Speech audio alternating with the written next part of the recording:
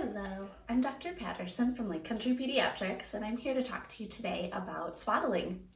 So swaddling is something that we use, a tool that we use commonly for young babies, usually from birth to about 2 months old, and it can be a really useful tool.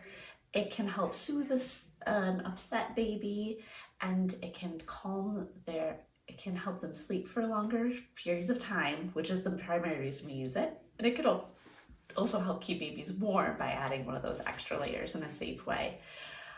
The way that swaddling helps a baby is by suppressing their startle reflex or their Moro reflex. That's the reflex where I can't go like this. And so by providing some compression over the arms, it can suppress that, help the baby be calmer, help them sleep for longer periods of time. Of course, swaddling has risks too. Everything we do in life has risks and benefits.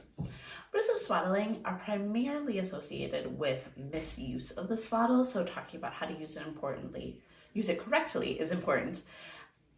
The first thing to be aware of is that when you're swaddling a baby, you want it to be snug and tight over the arms and chest area, but you want it to be looser over their hips. That ideally able to have free range of motion of their legs and their hips.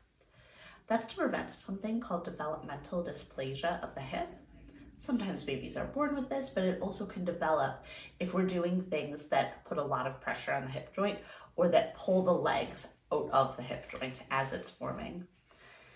So that's part of safe swaddling. Another part of safe swaddling would be making sure that we're stopping the swaddle at the appropriate time. So it's a very useful tool for new babies, but it's not safe once a baby starts to roll over. That can happen between 2 and 4 months of age. So I normally talk to parents at 2 months about stopping the swaddle and transitioning out of that for sleep. The third thing to think about is making sure that the swaddle doesn't get into the baby's mouth or cover their face. So that is an option.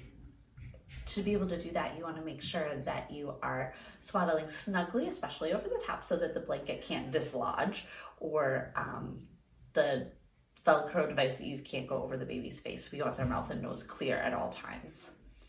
Another thing to think about too with swaddling is that one of the ways that babies show that they're hungry in the early cues is by putting their fingers in their mouth. So if you have their arms straight down next to them in the swaddle, they won't be able to show you those early hunger cues, so you may miss them and they may not eat as quickly as you would want them to if you had been able to catch those early cues. So those are all things to think about in benefits versus risks. The other thing to think about too is appropriate temperature. If it's a cold night, you're going to want to make sure that baby has a thicker swaddle on. If it's 100 degrees outside, you want to make sure you're really using a light blanket or the baby's at risk of overheating. So the traditional way to do it is by using a big blanket and wrapping baby up. But there's also on the market a lot of other products with Velcros and zippers that can be really useful. I have worked with babies for a while and I am very good at doing a swaddle with a blanket, but with my own children in my house, I use some of these Velcro products because they're just way simpler, especially in the middle of the night when everybody's tired.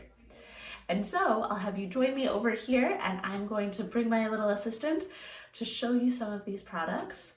It's not meant to be comprehensive. There's so many available right now, but to show you some products so that you can start to see what your options are and how they work on a real baby.